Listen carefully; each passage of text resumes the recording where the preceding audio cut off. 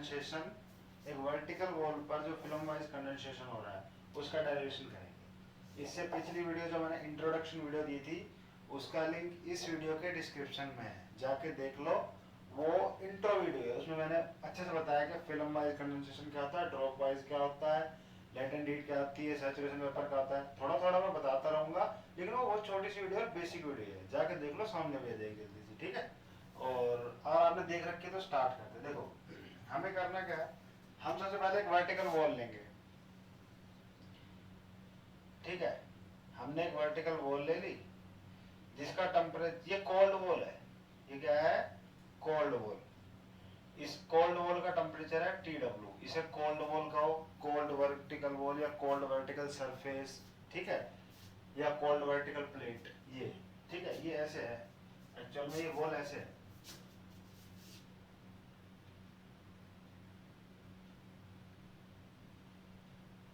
ठीक है, ऐसे है कुछ, मतलब समझ गए, ऐसे भी है, ऐसे भी है, ऐसे भी है। मैं समझाता हूँ मैं क्या कह रहा हूँ। यहाँ पर ये फिल्म है, ठीक है, जिसकी थिकनेस नीचे की तरफ बढ़ती जा रही है। देख रहे हो ना, यहाँ पे इतनी है, फिर इतनी है, फिर इतनी है, फिर इतनी है, बढ़ती जा रही है ना। ये क्या है, फिल्म है, लिक्विड की फिल्म। और यहाँ पर वेपर्स है बेटा, और वेपर्स क्या हो रहे हैं, कंडेंस हो रहे हैं। और वेपर्स का टेम्परेचर है saturation temperature TG। Saturation temperature क्या होता है, जिस पर कोई भी सब्सटेंस अपनी स्टेट चेंज करने के लिए रेडी हो। वेपर का सैचुरेशन टेम्परेचर मतलब वो टेम्परेचर जिस पर वेपर लिक्विड में बदलने के लिए रेडी है, लिक्विड में बदल रहे हैं एक तरह से, ठीक है। तो ये वेपर का जो सैचुरेशन टेम्परेचर है वो TG है, और वॉल का, ठंडी वॉल का जो टेम्परेचर TW है। वेपर गर्म है, वॉल ठंडी है, तो TG ज्यादा होगा, TW ज्यादा होगा, TG ज्यादा होगा, है ना। जभी तो यहाँ तक, जभी तो वेपर के थ्रू यहाँ पे हीट जाएगी। TG क्या है, ग्रेटर देन है TW। ये मैं क्यों बता रहा हूँ, क्योंकि मैं इसको यूज करूंगा, और ये वैसे भी पता होना चाहिए था तुम्हें, पता है, मुझे भी पता है, ठीक है। अब ये जो वॉल है ना, ये वॉल के बारे में है क्या, ये वॉल वैसे हमारी एक्स एक्सिस इस तरफ होती है, इस तरफ वाई एक्सिस होती है, और अंदर बाहर की तरफ जेड एक्सिस होती है। लेकिन अब उल्टा है, इस तरफ क्या है, वाई एक्सिस है, इस तरफ एक्स एक्सिस है। मतलब ऊपर से नीचे की एक्स एक्सिस पॉजिटिव है, डाउनवर्ड डायरेक्शन की एक्स एक्सिस पॉजिटिव है, ये ओरिजिन है बेटा, और ये एक्स एक्सिस है, ठीक है। इस तरफ वाई एक्सिस है, वाई मैं यहाँ बना देता हूँ, इस तरफ वाई एक्सिस है, इस तरफ एक्स एक्सिस है।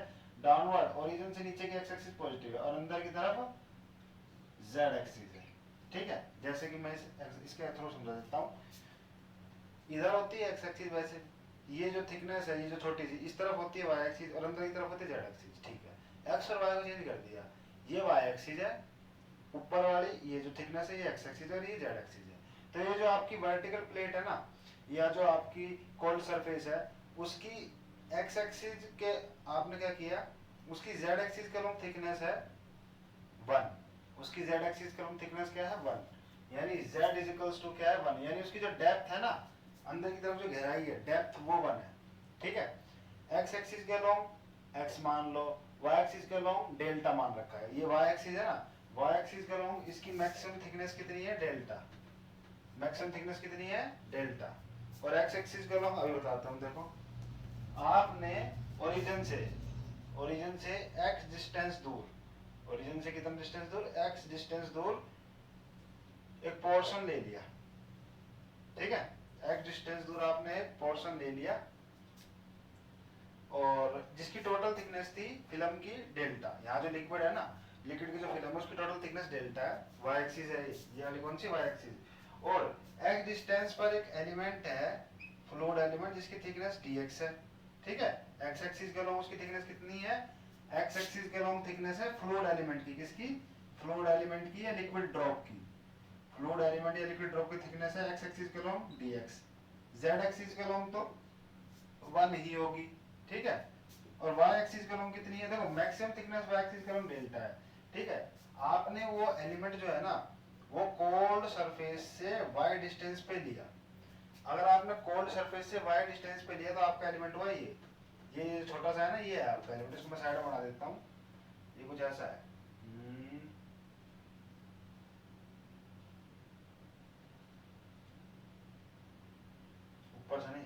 नीचे से ऊपर बढ़ रही है थोड़ी सी थिकनेस, ठीक है। ऐसा है ये, ध्यान से देखोगे ना थोड़ा सा टेढ़ा है, हल्का सा, ये मैंने ज़्यादा बना दिया है, बस ये थोड़ा सा टेढ़ा है, ठीक है। तो ये y है, आपने क्या किया दोबारा सुन लो, x डिस्टेंस पर एक एलिमेंट लिया है जिसकी थिकनेस x एक्सिस के अलोंग dx है, z एक्सिस के अलोंग 1 है, और वो वॉल से y डिस्टेंस पर है, तो उसकी y एक्सिस के अलोंग थिकनेस कितनी बच जाएगी, ये डेल्टा माइनस y बच जाएगी, क्योंकि ये पूरा डेल्टा और ये y है, तो उसकी y एक्सिस के अलोंग थिकनेस कितनी आएगी, डेल्टा माइनस y। अच्छा, ये सब आपको पता लग गया एलिमेंट के बारे में कि उसकी x एक्सिस के अलोंग थिकनेस इतनी, y एक्सिस के अलोंग इतनी, z एक्सिस के अलोंग कितनी, उसकी वॉल्यूम बताना कितनी आएगी, वॉल्यूम कितनी आएगी, तीनों मल्टीप्लाई कर दो, dx into 1 into del minus y, ये एलिमेंट की वॉल्यूम आ गई, फ्लूइड एलिमेंट की या लिक्विड ड्रॉप की, ठीक है। उसका मास बताना कितना आएगा, मास क्या था, डेंसिटी इंटू वॉल्यूम, बस डेंसिटी को इस चीज से मल्टीप्लाई कर देंगे तो मास आ जाएगा, समझ गए। तो ये बेसिक था, अब मैं इसको आगे कंटिन्यू कर रहा हूँ। अब इसमें है क्या, इसमें जो जो चीजें हैं वो अभी लेके चलता हूँ मैं, दोबारा बनाते हैं सारी चीजें, मैं समझाता चलूंगा साथ के साथ, ठीक है। अब लिखते चलना, डेरिवेशन है ये, थोड़ा सा लेंदी है पर है आसान, ठीक है। अब मैं क्या कहना चाहता हूँ, ये जो एलिमेंट है इस पे, इसको मैं यहाँ बनाता हूँ जरा,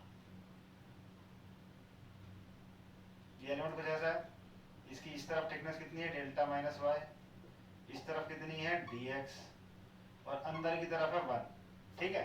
तो इस पे नीचे की तरफ फोर्स लग रहा होगा ग्रेविटी की वजह से, जैसे मार्कर है, अगर मैं इसको अभी छोड़ दूं तो नीचे गिरेगा ना, ऐसे नीचे, क्यों, इसको अर्थ नीचे खींच रही है, ग्रेविटेशनल फोर्स से या ग्रेविटी से, इसका वेट लग रहा है नीचे, वेट को ही ग्रेविटेशनल फोर्स बोलते हैं।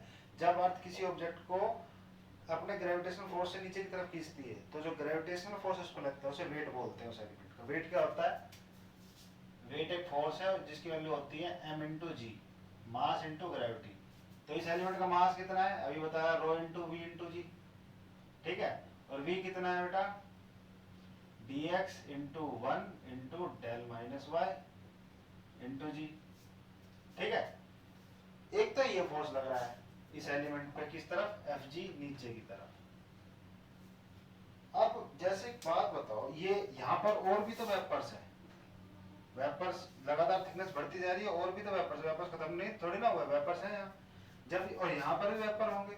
जब ये एलिमेंट अगर नीचे गिरेगा तो वेपर्स को डिस्प्लेस करेगा ना, वेपर को हटाएगा जब भी तो नीचे गिरेगा। जैसे कि फॉर एग्जांपल एक पानी का ड्रम भरा हुआ है, ठीक है, पानी ड्रम के जैसे कोई एक दीवार है, जैसे ये दीवार है, मान लो ये यहाँ पे दीवार है, ये यहाँ दीवार है, अगर आपको इसमें एक ईंट फिट करनी है तो आपको एक ईंट की जगह खाली भी तो करनी पड़ेगी, इसमें गड्ढा बनाना पड़ेगा ना एक ईंट जितना, जरूर तो एक ईंट डाल पाओगे। जैसे ऐसे एक ड्रम भरा हुआ है पानी से पूरा, आप उसके अंदर एक बाल्टी डालना चाहते हो, तो आपको एक बाल्टी जितना पानी उसमें से निकालना पड़ेगा। जब आप बाल्टी उसमें डालोगे तो आप उसको फोर्स लगाओगे ऐसे, ताकि पानी बाहर निकल जाए। अब पानी उसमें पहले से है, पानी कहेगा तू मुझे बाहर निकाल रहा है, मैं क्यों निकलूं, तू ही बाहर निकल, तो पानी बाल्टी पर भी फोर्स लगाएगा ऊपर की तरफ। जब आप डालते हो बाल्टी तो आपको लगता है ना कि पानी बाहर की तरफ फेंक रहा है, तो पानी जो फोर्स बाहर की तरफ बाल्टी में लगाएगा वो बायंसी फोर्स है। मतलब जब भी हम किसी फ्लूइड में, वो गैस हो चाहे लिक्विड हो, उसके अंदर हम कोई चीज डालते हैं, कोई चीज डुबोते हैं, कोई चीज मर्ज करते हैं, तो वो चीज उसको फोर्स लगाती है, और फ्लूइड उसको अपोजिट डायरेक्शन में, जिस तरफ से वो आया उसको ऊपर की तरफ फेंकता है, बायंसी फोर्स जो लगाता है उस पर। मतलब फ्लूइड के अंदर जब भी आप कोई चीज मर्ज करना चाहोगे तो फ्लूइड से बाहर धकेलेगा, और जिस फोर्स से बाहर की तरफ धकेलेगा वो बायंसी फोर्स है। अब ये ड्रॉप जब नीचे गिरेगी, ये छोटा सा फ्लूइड एलिमेंट या लिक्विड ड्रॉप जब नीचे गिरेगी या गिरना चाहेगी, तो आसपास वेपर होंगे, वेपर भी एक तरह से फ्लूइड है, उनको ये डिस्प्लेस करेगी। जब उसको ये डिस्प्लेस करना चाहेगा तो वेपर इस पर क्या लगाएंगे, बायंसी फोर्स ऊपर की तरफ। मतलब इस फ्लूइड पे, फ्लूइड एलिमेंट पे बायंसी फोर्स लगेगा Fb ऊपर की तरफ। और बायंसी फोर्स की वैल्यू क्या होती है, जो फ्लूइड बायंसी फोर्स लगा रहा है उसकी डेंसिटी। बायंसी फोर्स कौन लगा रहा है, लिक्विड लगा रहा है या वेपर लगा रहा है, वेपर, तो वेपर की डेंसिटी इनटू में वॉल्यूम ऑफ एलिमेंट। भाई साहब, जब आप बाल्टी डालोगे ड्रम में तो बाल्टी उतना ही तो पानी निकालेगी जितनी बाल्टी को जगह चाहिए, ये थोड़ा सारा ड्रम खाली कर देगी, ठीक है। जब आप ऐसे डालोगे तो बाल्टी उतना ही पानी निकाल पाएगी जितना बाल्टी की खुद की वॉल्यूम है। तो यहाँ वॉल्यूम किसका लेते हैं, वॉल्यूम ऑफ एलिमेंट, मतलब वॉल्यूम ऑफ बाल्टी या वॉल्यूम ऑफ ड्रॉप, क्योंकि ड्रॉप इस टाइम पे डिस्प्लेस कर रही है वेपर्स को। तो वेपर इस पे फोर्स लगा रहे हैं, तो वेपर की डेंसिटी लेंगे, ड्रॉप की वॉल्यूम लेंगे, इनटू में जी, ये क्या आ गया, rho we into dx into 1 into del minus y, यही तो वॉल्यूम है ना एलिमेंट की या ड्रॉप की। ठीक है, तो इस पे बायनेंसी फोर्स ऊपर लग रहा है, ग्रेविटी या वेट फोर्स नीचे की तरफ लग रहा है। अब अगली बात, एक और फोर्स लग रहा है इस पे, कौन सा फोर्स, सोच के देखो भाई साहब। यहाँ पर ऐसे बहुत सारे एलिमेंट होंगे, ऐसे बहुत सारे एलिमेंट होंगे ना फ्लोर के, और इन्हें पता है कि अगर ये नीचे गिर गया तो हमारा भी गिरना तय है।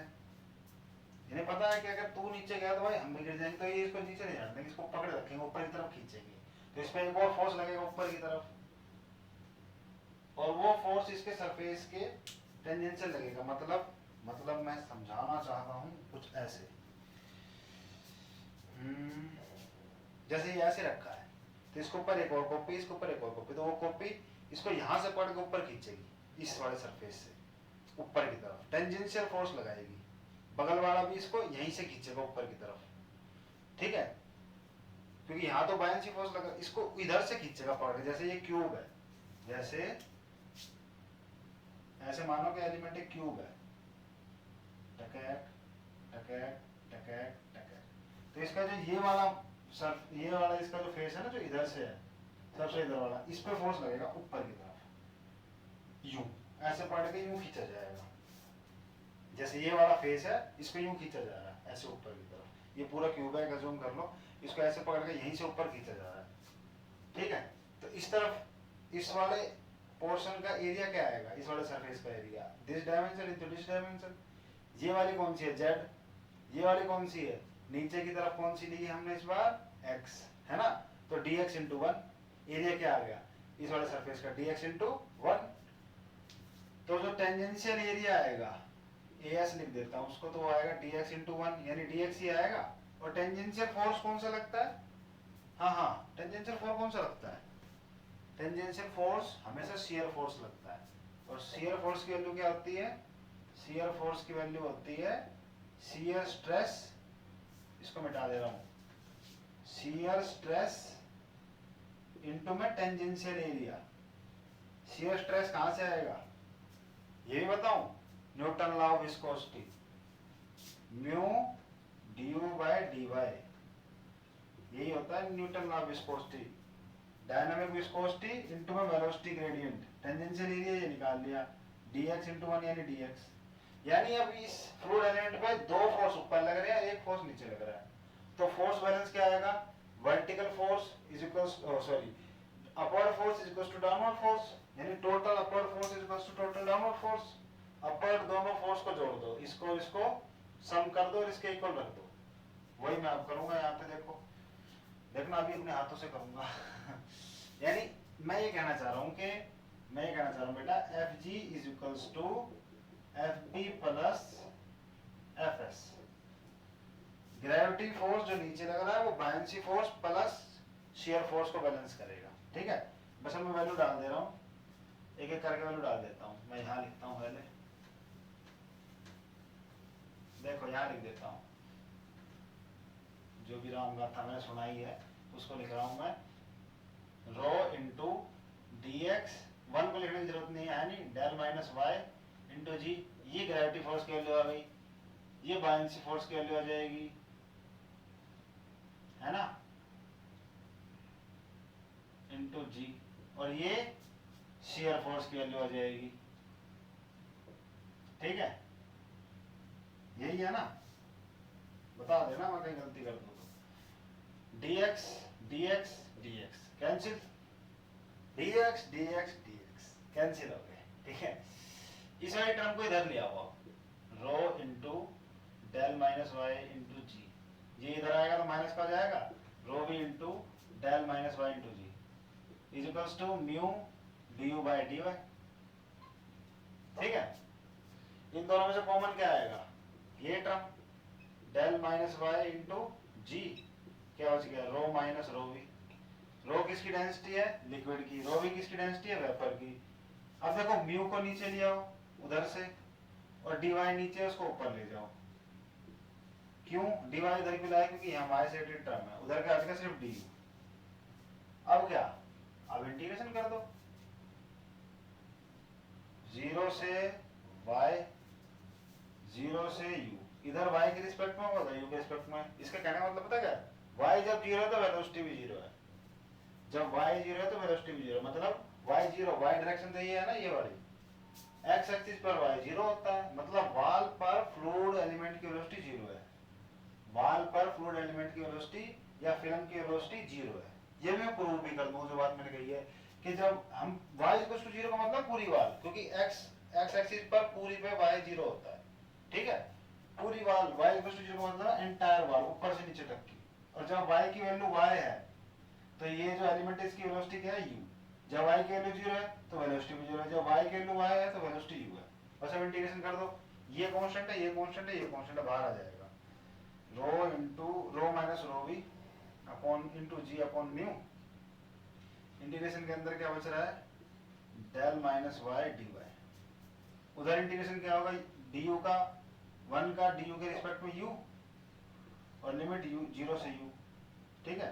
और यहाँ क्या आएगा, rho into rho minus v g upon mu, और यहाँ आ जाएगा del y minus y square by 2 limit 0 से y is equals to u minus 0 upper limit minus lower limit. यहाँ भी y पुट करूंगा तो y, और जब 0 पुट करूंगा तो 0, तो इसको एज डी लिख दूं, और ये u आ जाएगा, u माइनस 0 u ही होता है।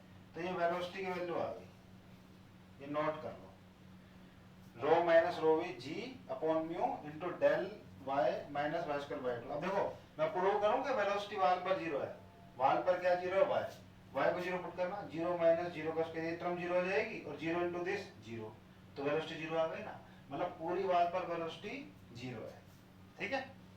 अब ये टर्म, ये वेलोसिटी की वैल्यू नोट कर लो आप, ठीक है, rho minus rho v into g upon mu del y into del y minus y square by 2, ठीक है।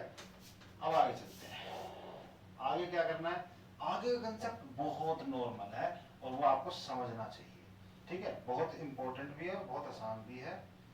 मैं आपको समझाता हूँ।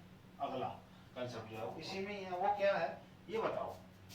आपने वॉल्यूमेट्रिक फ्लो रेट पढ़ा है, वी डॉट, इसे बोलते हैं वॉल्यूमेट्रिक फ्लो रेट। ये होता है area into velocity, a into v, और एक होता है mass flow rate m dot, वो होता है density into area into velocity, यानी density into volumetric flow rate, ठीक है। मैं इसको समझाता हूँ आपको, मैं क्या कहना चाह रहा हूँ इसके जरिए। देखो वॉल्यूमेट्रिक फ्लो रेट होता है, एक मास फ्लो रेट होता है। वॉल्यूमेट्रिक फ्लो रेट होता है area into velocity, area of cross section into में वेलोसिटी। ये क्या होता है mass flow rate, density of fluid into में volumetric flow rate, density of fluid into में वॉल्यूमेट्रिक फ्लो रेट। अब इसमें एरिया कौन सा लेना, वेलोसिटी कौन सी लेनी, ये समझना है बस।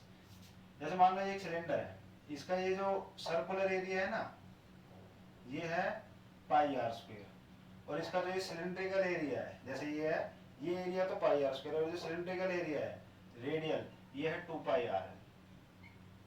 और फ्लूइड इसके अंदर फ्लो कर रहा है नीचे की तरफ u वेलोसिटी से, कौन सी वेलोसिटी से, u। तो मुझे इसका वॉल्यूमेट्रिक फ्लो रेट लिखना है, जो फ्लूइड फ्लो कर रहा है उसकी डेंसिटी है रो। अब मुझे इसका वॉल्यूमेट्रिक फ्लो रेट लिखना है। अब मैं इसकी वेलोसिटी तो ले लूंगा u, जो नीचे फ्लो कर रहा है। एरिया कौन सा लूं, ये वाला या ये वाला, ये दिक्कत है ना, ये बच्चों को शायद नहीं पता होता।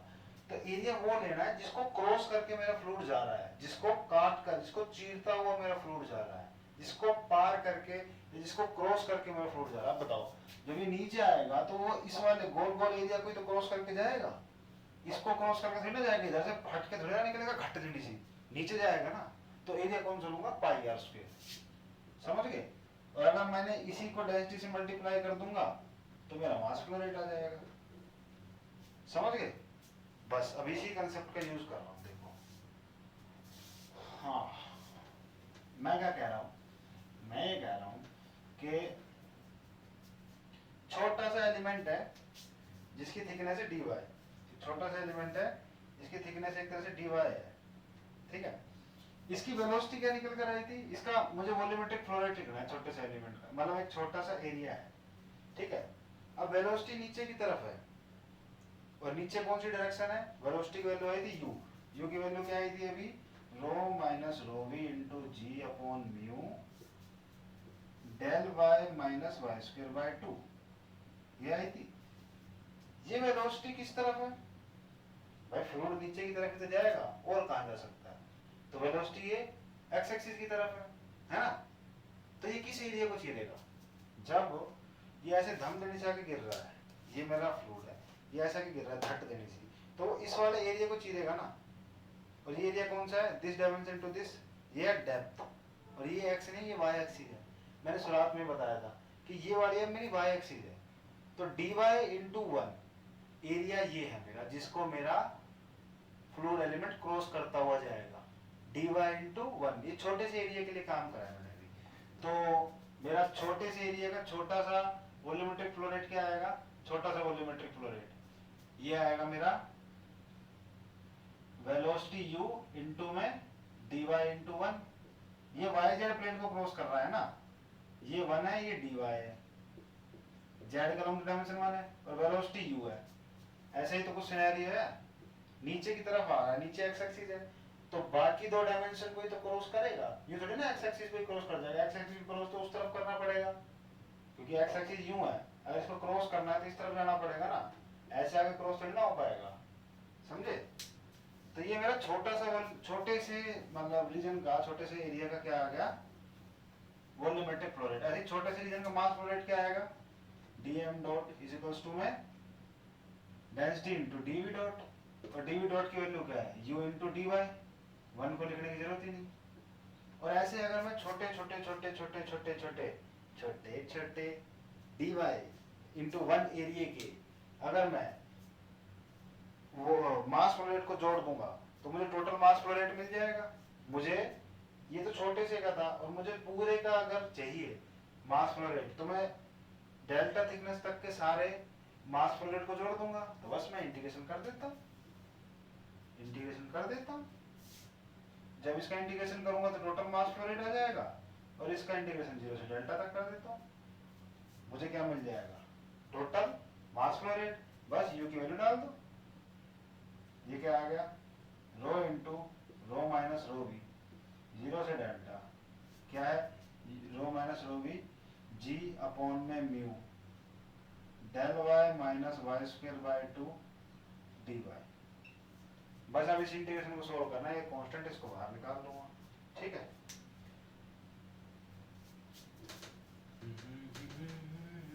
छुप गए सारे नजारे, क्या बात हो गई।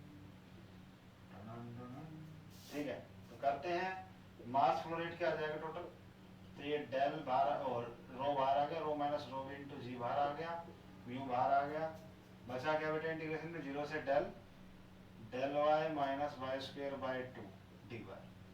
कर दो इसका इंटीग्रेशन, ये भी बच्चों का खेल है, तो कर दो म्यू जी, यहाँ क्या आएगा? Del y square by 2 minus y cube by 6, यही आएगा। पावर में एक जोड़ूंगा 2 प्लस 1 3, 3 से डिवाइड करूंगा 3 दूनी 6 हो जाएगा। पावर में एक जोड़ूंगा 1 प्लस 1 2, 2 से डिवाइड करूंगा। अब डेल्टा पुट कर दूंगा वाई की जगह, बस कर दो फिर। M dot del into del minus rho v mu into g, ये क्या आ जाएगा? जब मैं इसको वाई स्क्वायर की जगह डेल्टा पुटूंगा, delta square into delta, delta cube by 2, समझ गए? यहाँ पे क्या आएगा? डेल्टा क्यूब बाय 6, दोनों में से कॉमन क्या आ रहा है? डेल्टा क्यूब बाय 2 कॉमन आ जाएगा। Rho into rho minus rho v g upon mu, क्या आ गया बेटे? डेल्टा क्यूब बाय 2 कॉमन, यहाँ क्या बच गया? 1, और यहाँ क्या बच गया? 1/3। एक में से 1/3 घटा तो 2/3 बचेगा, मतलब एलसीएम ले लो यार इसका। एलसीएम लोगे तो क्या आएगा? 3 एलसीएम, ठीक है? तो यहाँ 3 माइनस 1 यानी ये 2/3 आ जाएगा, यानी इसकी जगह मैं 2/3 लिख दूं, बस 2/3 लिख देता हूँ। 2/3 लिखा, 2 से 2 कैंसिल हो गया। मास फ्लो रेट की वैल्यू क्या आ गई? मास फ्लो रेट की वैल्यू भी लिख लो, जो भी आई है। क्या आई है? यही आई है, बस ये 3 नीचे आ गया, ये आ गई मास फ्लो रेट की वैल्यू, ठीक है? अब मैं क्या करूंगा, अब मास फ्लो रेट का चेंज मुझे निकालना पड़ेगा, ठीक है। यस, क्या मतलब, मतलब ये। अच्छा मुझे एक बात बताओ यार, यहाँ तक डिस्टेंस x था, यहाँ तक थिकनेस इतनी थी, देखो यहाँ तक थिकनेस इतनी थी, अब नीचे आते आते थिकनेस बढ़ी है ना, जैसे यहाँ थिकनेस इतनी है, अब यहाँ आए तो थिकनेस इतनी हो गई, बढ़ गई ना, कितनी बढ़ गई, इतनी बढ़ गई, ये थिकनेस बढ़ गई। मतलब मैं कहना क्या चाह रहा हूँ, जैसे जैसे मैं नीचे आता जा रहा हूँ थिकनेस बढ़ती जा रही है। थिकनेस क्यों बढ़ रही है, उसका मेन रीजन क्या है, वो बता सकता है। थिकनेस इसलिए बढ़ रही है क्योंकि और वेपर्स कंडेंस हो रहे हैं और लिक्विड आकर चिपकता जा रहा है, चिपकता जा रहा है, चिपकता जा रहा है, यानी और मास ऐड हो रहा है, यानी मास चेंज हो रहा है। जैसे जैसे नीचे जा रहा हूँ मास इंक्रीज हो रहा है, मास चेंज हो रहा है ना। किस डायरेक्शन में चेंज हो रहा है, एक डायरेक्शन में। देखो जैसे एक बात मैंने तुम्हें बताई हो, अगर तुमने मेरी पहली वीडियो देखी हो, जैसे या नहीं देखी तो यहाँ समझ लो, जैसे एक फंक्शन है जिसके लिए fx है, ठीक है, और ये डिस्टेंस है dx, और dx डिस्टेंस बाद मुझे इस फंक्शन की वैल्यू चाहिए, और यहाँ पर इसकी जो वैल्यू उसका नाम है f1, fx मतलब f1 के इक्वल है, और मुझे यहाँ पर इसकी वैल्यू चाहिए, तो मैं कैसे निकालूंगा, टेलर सीरीज का यूज करूंगा। इनिशियल वैल्यू क्या है, fx प्लस इनिशियल वैल्यू का डिफरेंशिएशन, जिस भी डायरेक्शन में जा रहा हूँ उस डायरेक्शन के रिस्पेक्ट में, मैं x डायरेक्शन में जा रहा हूँ इसलिए x के रिस्पेक्ट में डिफरेंशिएशन इनटू में इंक्रीमेंटल डिस्टेंस, मतलब जितने डिस्टेंस बाद मुझे वैल्यू चाहिए वो मल्टीप्लाई में। कैसे निकालूंगा यहाँ पे वैल्यू, इनिशियल वैल्यू fx थी, प्लस इनिशियल वैल्यू का डिफरेंशिएशन उस डायरेक्शन के रिस्पेक्ट में जिस डायरेक्शन में मैं जा रहा हूँ, इनटू में जितने डिस्टेंस बाद मुझे वैल्यू चाहिए वो डिस्टेंस से मल्टीप्लाई, ठीक है। तो ये पहले वैल्यू थी फंक्शन की और ये बाद में वैल्यू हो गई, तो वैल्यू बदली कितनी, फाइनल माइनस इनिशियल, है ना, ये फाइनल है, माइनस इनिशियल करूंगा, fx है तो क्या होगा, f2 वैल्यू डालो, f2 वैल्यू ये है fx plus curl by curl x fx dx, ये तो f2 की वैल्यू हो गया, f1 की वैल्यू डालूंगा तो f1 की वैल्यू x fx ही है, fx से fx कट गया, यानी चेंज कितना आया, चेंज इन fx कितना आया, fx का डिफरेंशिएशन और जितने डिस्टेंस बाद उसकी वैल्यू चाहिए थी उससे मल्टीप्लाई, है ना। तो ये चेंज ऐसे आता है, ऐसे मेरे को मान लो मास फ्लो रेट का चेंज निकालना है, तो मास फ्लो रेट का डिफरेंशिएशन x के रिस्पेक्ट में ही करूंगा क्योंकि x डायरेक्शन में ही मास चेंज हो रहा है, x के रिस्पेक्ट में मास फ्लो रेट का डिफरेंशिएशन और इनटू में dx, मतलब जितने डिस्टेंस बाद मुझे मास फ्लो रेट का चेंज देखना उससे मल्टीप्लाई। तो बस यही कंसेप्ट मैं यहाँ लगाऊंगा, मुझे ये पता करना है बस कितना मास ऐड हो रहा है, ठीक है। मतलब मैं ये कहना चाह रहा हूँ, मैं बेटा ये कहना चाह रहा हूँ, देखो यहाँ मैं अगर हम यहाँ पर वैल्यू है कुछ x, ठीक है, जब थिकनेस थी डेल्टा, अब मैं थोड़ा सा नीचे आया, यहाँ पर हो गई x प्लस dx, मतलब ये चीज कितनी है dx, तो थिकनेस हो गई डेल्टा प्लस डी डेल्टा, ठीक है। तो कितना मास ऐड हुआ होगा, यहाँ पे मास m था, तो यहाँ से यहाँ तक आने में मास कितना ऐड हुआ होगा, कितना मास चेंज होगा, curl by curl x m dot, कितने डिस्टेंस बाद देखना है dx से मल्टीप्लाई, बस कुछ नहीं, इसका डिफरेंशिएशन कर दूं कैसे, curl by curl x into dx, यहाँ क्या लिखूंगा, curl by curl x into dx, समझ गए। ये इंक्रीमेंटल मास है, मतलब ये वो मास है जो dx डिस्टेंस आगे आने पे बढ़ रहा है, हर छोटे dx डिस्टेंस बाद जो मास ऐड हो रहा है ना फिल्म में, जिसकी वजह से थिकनेस बढ़ रही है, ये वो मास है, ठीक है। तो देखो इसकी वैल्यू निकालते हैं, ऊपर लिखता हूँ, देखो बिल्कुल सिंपल है निकालनी, कुछ झंझट नहीं है। ये क्या है, curl by curl x, incremental mass नाम है इसका, इनटू dx, नाम लिख देता हूँ, इंक्रीमेंटल मास फ्लो रेट लिख लो, इंक्रीमेंटल मास फ्लो रेट, ठीक है। इसकी वैल्यू क्या आएगी बेटे, curl by curl x, m की वैल्यू डाल दो, rho into rho minus rho we into ji upon में mu del cube by 3 into dx। अब अगर इसका डिफरेंशिएशन करना है इस टर्म का, तो वो डेल के रिस्पेक्ट में ही हो सकता है, x के रिस्पेक्ट में तो हो नहीं सकता, तो मैं क्या करता हूँ, इसको d डेल से मल्टीप्लाई d डेल से डिवाइड, ये दोनों तो कट जाएंगे, कर्ल x लिखो dx लिखो एक ही बात है, ठीक है। क्योंकि है तो x के रिस्पेक्ट में, है तो चेंज इन x ही, तो कट जाएंगे दोनों को। तो बचा क्या, डी डेल से मल्टीप्लाई, डी डेल से डिवाइड, ठीक है। अब एक नीचे वाला डी डेल यहाँ ले आता हूँ, तो ये क्या आ गया, इसको कर लिखो या डी डेल लिखो एक ही बात है, क्यों, क्योंकि अब वेरिएबल एक ही है, अब वेरिएबल सिर्फ डेल है। अगर यहाँ एक और वेरिएबल होता ना जेड या वाई तो मैं नहीं लिखता, पर यहाँ वेरिएबल डेल ही है खाली, तो मैं लिख सकता हूँ। अब मेरा हक बनता है, ठीक है, rho into rho minus rho v g upon mu del cube by 3, पीछे क्या बच गया, ये तो आगे आ गया, नीचे नीचे डी ऊपर का था, ये बच गया डी डेल, ठीक है। अब इसको सोल्व करना है एक बार। अब क्या, अब तो कुछ बचा ही नहीं बेटे, ये सब तो कांस्टेंट है, ये तो बाहर आ जाएगा, डेल क्यूब का डिफरेंशिएशन करना है बस, rho into rho minus rho v g upon mu, 3v बाहर आ गया, डेल क्यूब का डिफरेंशिएशन क्या होगा, 3 डेल स्क्वायर, पीछे डी डेल है, 3 से 3 कैंसिल, ये क्या आ गया, ये आ गया इस चीज की वैल्यू, इंक्रीमेंटल मास रेट की वैल्यू, यही लिख दूं ऊपर ही जो आई है, ऊपर ही लिख देता हूँ, क्या आई है, rho into rho minus rho we into ji upon mu into del square into d del, यही आई होगी, हाँ ठीक है। अब देखो, अब कंसेप्ट क्या है, अब कंसेप्ट ये है, अच्छा मेरे को एक बात बताओ, जब यहां से यहां आने पर थोड़ा सा मास ऐड हुआ तो मतलब थोड़ी सी वेपर फिर से कंडेंस हुई होगी, जब भी तो मास ऐड हुआ होगा, जब भी तो लिक्विड ऐड हुआ होगा यहाँ। जब ऊपर से नीचे आने पर थोड़ा सा मास ऐड हो रहा है, मतलब थोड़े से वेपर कंडेंस हो रहे हैं, तो जो वेपर कंडेंस हुए होंगे वो हीट भी दे रहे होंगे, मतलब वो हीट भी लॉस कर रहे होंगे, और जो वो हीट लॉस कर रहे होंगे वो वाल तक पहुंच रही होगी। वाल तक कैसे पहुंचेगी, कंडक्शन से। तो वाल जो हीट लेगा, वाल जो कंडक्शन के थ्रू हीट लेगा वो किसके इक्वल आएगी, जो इंक्रीमेंटल मास ऐड हुआ उसने जो हीट दी उस हीट के इक्वल आएगी। मतलब इंक्रीमेंटल मास ने बेटा जो हीट दी वो हीट वाल ने ले ली, तो heat taken by the wall is equal to heat given by the incremental mass, है ना। और वो हीट क्या होती है, वही हीट होती है लेटेंट हीट। लेटेंट हीट वैसे तो मैंने पिछले वीडियो में पढ़ाया है, नहीं देखी तो फिर भी सुन लो, बिल्कुल सिंपल कांसेप्ट है, एक लाइन का। लेटेंट हीट क्या होती है, लेटेंट हीट वो हीट होती है जो एक सब्सटेंस की स्टेट चेंज करने के लिए रिस्पांसिबल होती है। मतलब एक सब्सटेंस सॉलिड से लिक्विड में बदल गया, तो जिस हीट ने उसको सॉलिड से लिक्विड में बदला वो लेटेंट हीट है।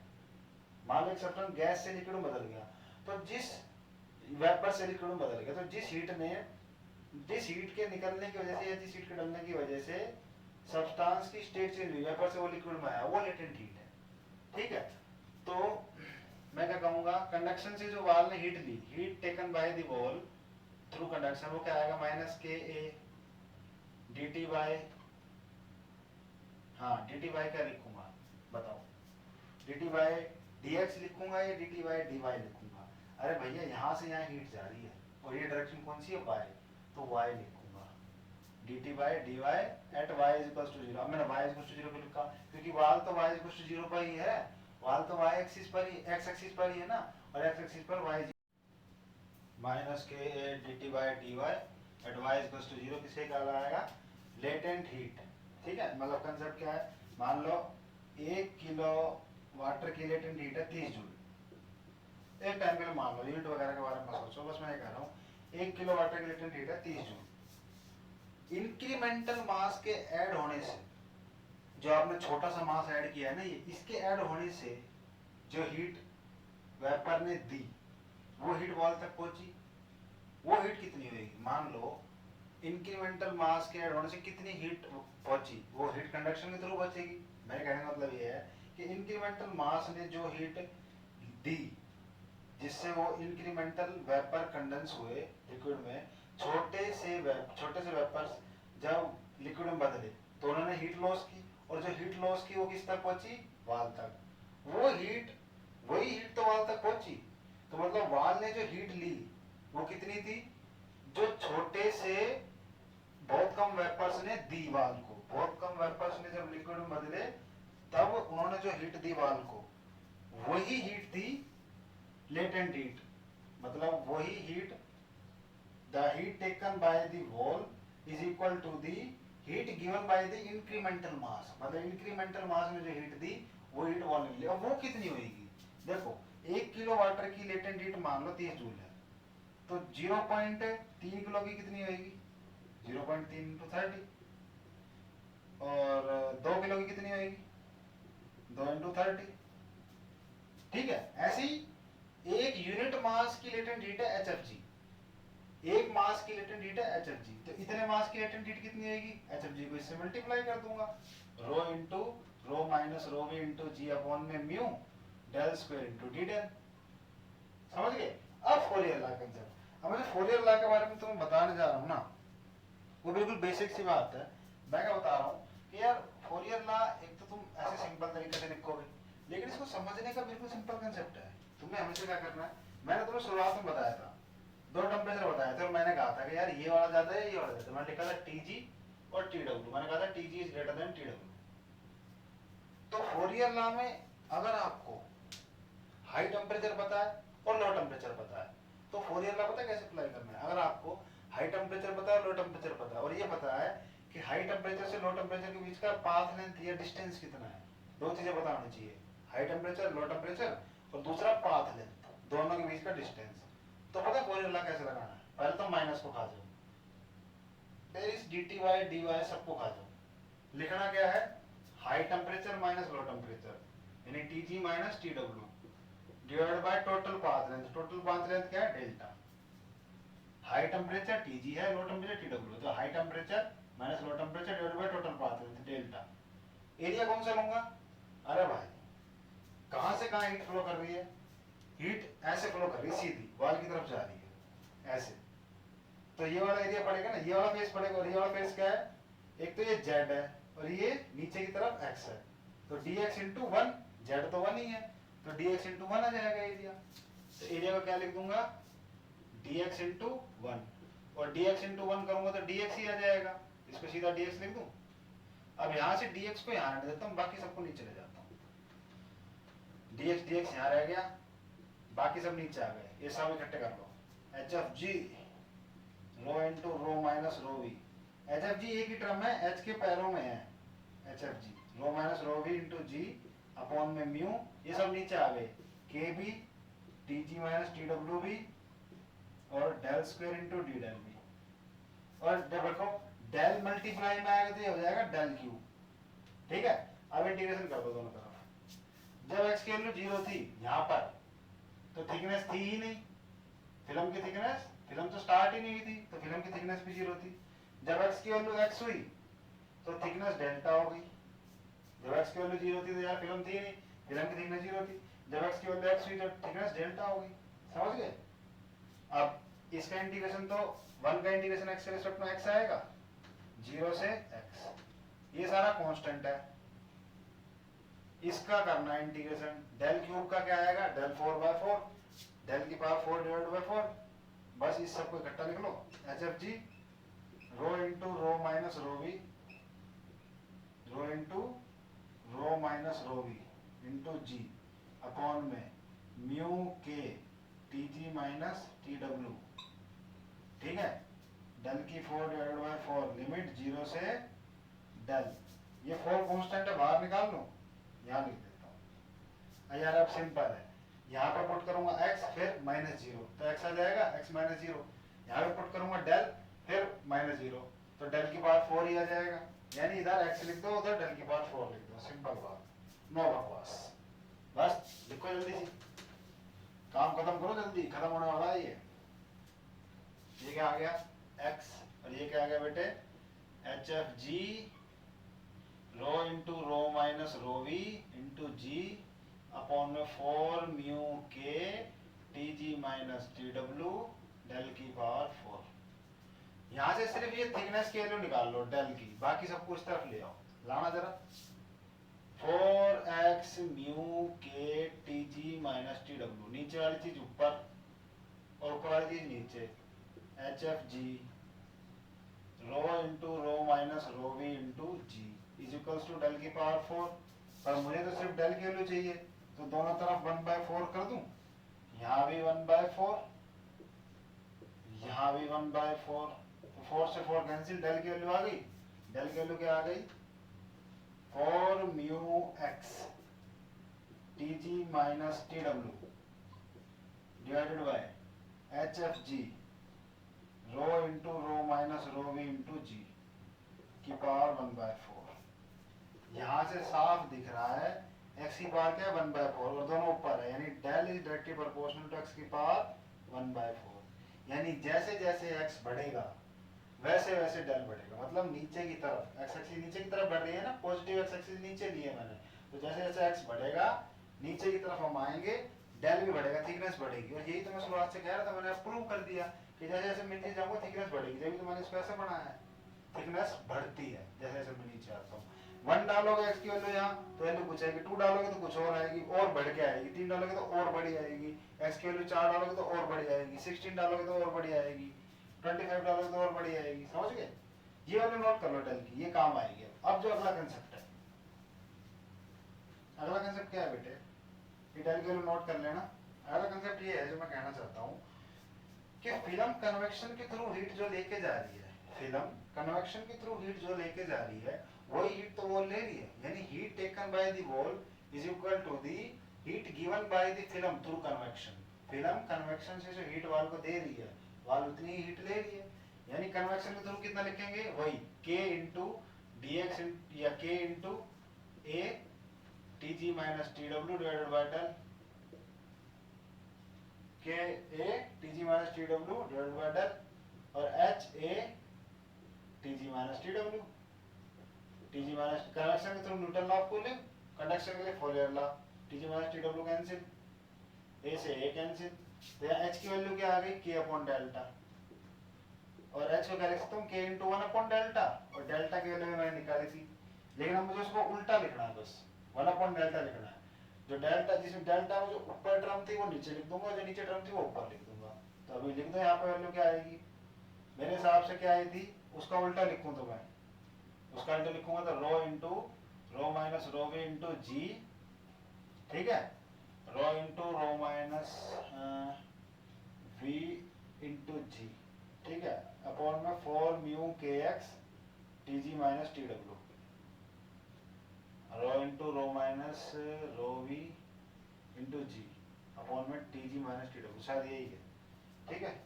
हाँ एच एफ जी हो जाएगा बस, H F G, H F तब दी हो जाएगा, बिल्कुल सही बात है, ठीक है। बस अब कुछ नहीं, एच देख लो, यहाँ से क्या पता चल रहा है, यहाँ 1/4 और लगाओ एक बार तो पहली बार, ठीक है। यहाँ से क्या पता चल रहा है बेटा, h is directly inversely proportional to x की पावर 1/4, x नीचे है, h inversely proportional to delta and delta is proportional to x की पावर 1/4, तो डेल्टा की जगह लिख दूंगा x की पावर 1/4, या यहाँ से देख लो ना, h x के इनवर्सली प्रोपोर्शनल और पावर 1/4 है, मतलब क्या है, जैसे जैसे x बढ़ेगा h की वैल्यू घटेगी। और एक और बात क्या है, x की वैल्यू 1 पुट करूंगा तो h की वैल्यू कुछ आएगी, 2 पुट करूंगा कुछ आएगी, 0 पुट करूंगा कुछ आएगी, 3 पुट करूंगा कुछ आएगी, यानी अलग अलग x पर h की वैल्यू अलग अलग आएगी, x1 पे अलग, x2 पर अलग, x3 पर अलग, x4 पर अलग, x5 पर अलग, x is equals to l पर अलग, x is equals to 5 पर, 4 पर, 3 पर, l पर अलग अलग आएगी। और मुझे अगर h की एवरेज वैल्यू चाहिए, h की अगर मुझे एवरेज वैल्यू चाहिए तो मैं क्या करूंगा, इन सारी वैल्यूज को जोड़ दूंगा, अलग अलग x पर h की वैल्यू निकालूंगा, मान लो 0 से l तक है x की वैल्यू, तो x इक्वल टू 0 पर भी h निकाल लूंगा, 2 पर भी, 3 पर भी, और फिर टोटल l से डिवाइड कर दूंगा, टोटल x की वैल्यू डिवाइड कर दूंगा, एवरेज आ जाएगी, यानी एवरेज h क्या आएगा, h bar all values of h at all x divided by total x, मतलब हर x पर h की वैल्यू निकालूंगा, उन सबको जोड़ूंगा, h1 plus h2 plus h3 plus h4 plus h5 plus hn divided by total x से divide करूंगा, l से डिवाइड कर दूंगा, x की वैल्यू टोटल l है, l से डिवाइड कर दूंगा, है ना। तो बस यहाँ पर इंटीग्रेशन कर दो, यहाँ पर क्या करूंगा, h एवरेज कैसे आएगा, h का इंटीग्रेशन कर देता हूँ 0 से l तक dx और टोटल से डिवाइड कर देता हूँ, सारे मैंने h की वैल्यू जोड़ दी हर x के लिए, 0 से l तक जितने भी x थे सब में उनके लिए जो जो h की वैल्यू आनी थी, 0 से l तक जितने भी h थे अलग अलग x के लिए उन सबको जोड़ दिया, इसका मतलब है ये, और टोटल x से डिवाइड कर दिया, टोटल x कितना है 0 प्लस l l है, बस अब इसका इंटीग्रेशन कर दो, ठीक है, यही कर दूं एल से डिवाइड करके, ठीक है, एच बार 0 से एल, 0 से एल, ठीक है, बस करो भाई, बाकी सब तो कांस्टेंट ही है यार, x का ही तो होएगा, तो x की पावर 1/4 बाहर निकालो नीचे से, बाकी सब अंदर रहने दो, k बाय एल बाहर है, rho into rho minus rho we into ji into H F G divided by 4 mu K T G minus T W, ठीक है, x की पावर 1/4 बाहर आएगा, उसको ऊपर ले जाऊंगा, उसी का इंटीग्रेशन करना है ना 1/4 का, 0 से एल तक। हाँ, इसमें इसका इंटीग्रेशन कैसे होगा, एक जोड़ूंगा उससे डिवाइड कर दूंगा, यही होगा ना, पावर में एक जोड़ूंगा और उससे डिवाइड कर दूंगा, तो जोड़ देता हूँ, ये टर्म वापस लिखता हूँ, k by l rho into rho minus rho we into ji into H F G divided by 4 mu k 1/4 लिखना भूल गया फिर से, तुम मत भूलना, T G minus T W, x की पावर माइनस 1/4 में एक जोड़ूंगा, हाँ फिर से 1/4 और माइनस 1/4 में एक जोड़ दूंगा, इसका एलसीएम ले लो, कितना आएगा, माइनस 1/4 में 1 जोड़ोगे 3/4, तो यहाँ 3/4 लिख दो बेटा सीधा, 3/4, ये क्या आ रहा है एच एवरेज, ये भी आएगा 3/4। अब ये 4 की पावर 1/4 भी है, इसको भी बाहर ले आता हूँ, यहाँ क्या आ जाएगा 4 की पावर 1/4, ठीक है, इस k को अंदर ले जाऊंगा, बाहर के है, जब अंदर जाएगा, अभी लिमिट रह रही है बेटा 0 से l, ये कांस्टेंट बाहर निकालो, जब ये k अंदर जाएगा, यहाँ l रह गया, k अंदर जाएगा तो k की पावर 4 बन जाएगा, है ना, एक k से एक कैंसिल, ये k क्यूब बच गया, अब इसको ऊपर लिख देता हूँ, ये जो मैंने रामायण लिखी है ना इस रामायण को ऊपर लिख देता हूँ, बस हल्के हल्के काम करो, हल्के हल्के हल्के, समझदारी वाले, एच एवरेज क्या आ गया, बस मैं k को अंदर ले गया तो k की पावर 1/4 हो गया, k की पावर 4 हो गया, एक k से कट गया तो k क्यूब आ गया, k cube rho minus rho we into rho into ji into H F G upon में mu T G minus T W, और क्या क्या है, ये 4 नीचे का ऊपर चला जाएगा, 4/3 इंटू 4 की पावर 1/4, x की पावर 3/4 है, 0 से l लिमिट थी, तो ये सीधा सीधा l की पावर 3/4 ही आएगा, और कुछ नहीं आएगा, और नीचे ये l है, ये l ऊपर जाएगा तो l की power -1, base same power add, 3/4 में से 1 घटाओ, माइनस का 1/4 ही आएगा, ठीक है, h average is equals to में k cube rho minus rho we into rho into ji into H F g 1/4 लिखना, ये मैं बार बार कैसे भूल सकता हूँ, it is very very wrong thing, T G minus T W, देखो 3 को 4 से डिवाइड करो कितना आएगा, 4 7 28, नहीं 4 को 3 से करना है, ये आएगा 3 एकम 3, हाँ, और 3 3 9, 3 3 9, और इसको 4 की पावर 1/4 लोगे ना, तो इसकी वैल्यू कितनी आती है मैं तुम बता देता हूँ, 4 की पावर 1/4 लेने पर वैल्यू आती है 1.44, ठीक है, और इन दोनों को डिवाइड करने पाएगा, देखो 4 के 3 से डिवाइड करोगे तो ये आएगा, 4 की पावर 1/4 ये आएगा, और ये l की पावर 1/4 नीचे आ जाएगा, ऊपर -1/4 आएगा, नीचे लाओगे तो 1/4, 1/4 1/4 अंदर जाएगा तो ये l ही बन जाएगा, और इसको इससे डिवाइड करोगे तो 0.943 आएगा, है ना, यस, तो ये वैल्यू आ गई किसकी, 0.943 एच एवरेज, तो एच एवरेज क्या आ गया आपका 0.943 k cube rho minus rho we into rho into ji into H F G divided by mu into T G minus T W into L, ये आंसर है आपका, ठीक है, अब एक और नस्ल नंबर, नस्ल होता है, नस्ल होता है, नस्ल नंबर NUSELT, नस्ल नंबर को लिखते हैं NU से, इसकी वैल्यू होती है HX/K, ठीक है, एच एक्स अपॉन के। एच की वैल्यू क्या आई थी बेटे, वो यहाँ डाल दो, एक्स अपॉन के है, एक्स की वैल्यू ये आई थी, एच की वैल्यू क्या आई थी, एच आया था के अपॉन डेल्टा, है ना। तो यहाँ के लिखूँ, एच एवरेज नहीं है, एच है खाली, तो के अपॉन 1 अपॉन डेल्टा की वैल्यू क्या आ जाएगी, 1 अपॉन डेल्टा, डेल्टा की वैल्यू वही आएगी, rho minus rho we into ji into H F G upon में 4 म्यू के एक्स, हाँ, T G minus T W, और पूरे की पावर 1/4। आई थिंक यही है, के से के कैंसिल, एक्स अंदर जाएगा तो एक्स की पावर बाहर 1 है, 1/4 में जाएगा तो एक्स की पावर 4 हो जाएगी, तो बस कुछ नहीं, एक्स की पावर 4 इंटू रो, ये किसकी वैल्यू है, नसल नंबर की, into rho minus rho we into G H F G divided by 4 mu K X T G minus T W, इसकी पावर 1/4। देखो एक एक्स से ये कट गया क्यूब, यानी ये क्या बच जाएगा, एक्स क्यूब, और यहाँ से एक्स हो जाएगा गायब, यानी नसल नंबर क्या है, Nusselt number is proportional to X की पावर 3/4। देख लो एक्स की पावर 3/4 नहीं जाएगा, तो नसल नंबर किसके प्रोपोर्शनल है, एक्स की पावर 3/4 के, ठीक है। यानी मेरे कहने का मतलब क्या है, नसल नंबर की वैल्यू कब बढ़ेगी, जब एक्स की वैल्यू बढ़ेगी। तो ये पूरा आपका जो था ना, ये वर्टिकल फिल्म वाइज कंडेंसेशन का डेरिवेशन था, इसके अंदर एक एक पॉइंट मैंने आपको आराम आराम से एक्सप्लेन करा है, और मेरे हिसाब से इसमें इतना कुछ टफ था भी नहीं। अगर आप एक बार इसको या 2 बार करके देख लो ना रिवाइज, तो बहुत सिंपल ऐसे हो जाएगा, और अगर आपने अभी नहीं पढ़ा तो कभी नहीं होगा। तो आप इसको प्रैक्टिस करके देखो, कुछ नहीं समझ में आया तो कमेंट में पूछो। तब तक के लिए tata bye bye goodbye, और किसी भी टॉपिक वीडियो बनानी है तो बताओ और पढ़ लेना चाहिए, ठीक है।